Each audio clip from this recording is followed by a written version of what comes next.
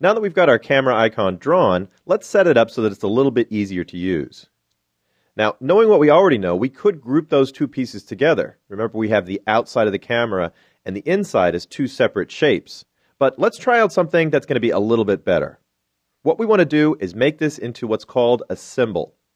Now, it's pretty easy to make a symbol. Let's just select both pieces of the camera. I'm just going to drag a marquee around both pieces, and there we've got them selected.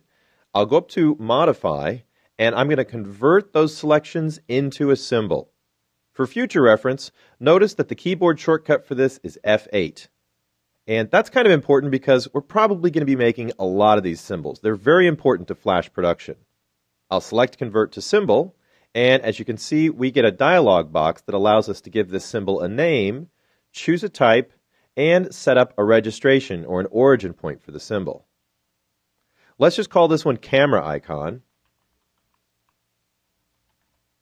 And I'm going to leave it as Movie Clip. But if we pull down this selector, we can see that we have two other types available to us that we'll try out later, the button and the graphic symbol. Movie clips end up being the most important and most often used symbol of this group, so we're going to stick with that one for starters.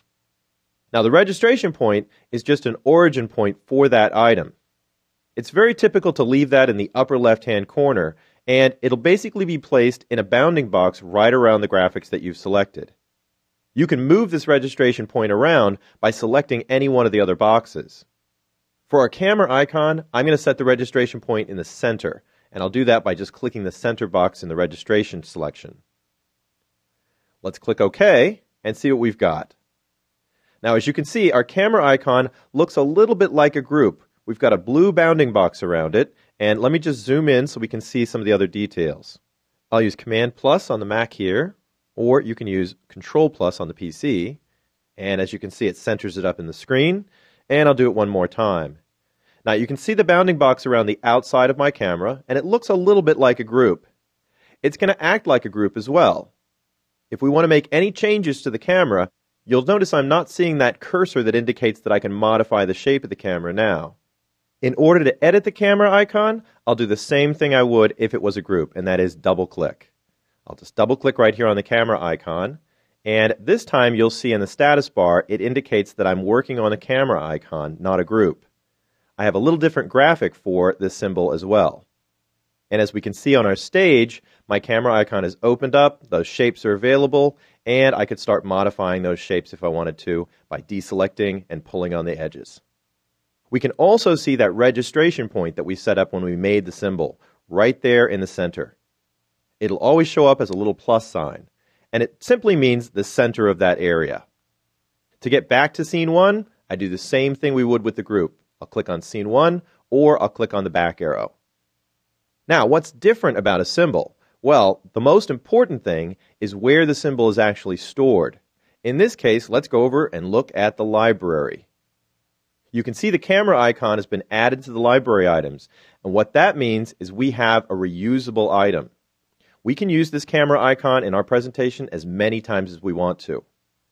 Just like when we were working with the photo montage JPEG, if I wanted another camera icon, I simply go into the library, grab a hold of the icon, and pull it on out. And you can see I've got a second copy of my camera. Now, we can always make a copy of a group, but very importantly, that's going to make a complete copy of all the graphics in the group, and that would actually start to make our file size a lot bigger. By using symbols, we're not going to be saving 2 copies of our camera, we'll only have 1, but we could use 200 of them in our movie file, and it wouldn't make our movie any bigger. Now, since we don't need that second camera icon for our presentation, I'm just going to select it and hit delete. But I do want to take a closer look at editing these from the library. Now, if I zoom out just a little bit, that'll be Command minus on the Mac or Control minus on the PC, we can see a little bit more of our stage and the other items on our stage. When I double-click my camera, you can see that those items dim out, so that's indicating that they're not going to be editable, and it also indicates that they're not part of our symbol. Now, we call this editing in place, because we're editing the symbol in the place where we have it in the movie file. It keeps all those other elements in context so that we can see the relationship between the text, the pictures, and the icon that we're working on. Let me go back to scene 1, and let's go over to our library. because I wanted to show you that you can also edit your symbols straight out of the library. If I just double-click on the camera icon, you can see it pulls the camera icon up in its own window. And if we zoom way out, you can see that there's no stage here either. I'll zoom back in and pull this back into the center. We're just working on that icon kind of in a big blank area. And that's why we have a registration point in this one, so that we kind of have a grounding position. Now, if you ever need to move the registration point of a symbol, you don't really move the registration point itself. What you do is you move the graphics in relation to the registration point where it sits, because it's basically just that center of this big area that we're working in. Now let's go back to scene 1 and see what else we can do with a symbol. I mentioned that symbols are a lot more powerful than groups because they actually have a lot of extra settings. I've got my camera icon selected, and over in the property window, we have the normal position and size properties, but we've also got 3D position and view, color effect, displays, and filters. And many of these things are only applicable to symbols. A lot of times, I'll take a graphic or a piece of text that I have on my stage and make it into a symbol just to get some of these properties. Some of the more popular ones are under the color effect setting. So I'm going to click the triangle right next to that setting, and we'll see what we've got. Under Style, I can choose from any one of these styles. Let's try Tint first, and make a change to my graphic. Now what Tint will do is it will basically add a color, any color you choose, to the colors of your existing graphic. Since our camera icon is all white, we'll be tinting it very easily by just choosing any non-white color. I'll go up here and choose red, and you can see that red is being added to the white at a tint level of 50%. We can play with that slider to simply add more red.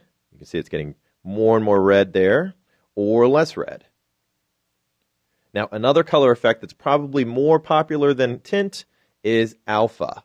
And this is where we get to set the transparency level of anything that's in that symbol.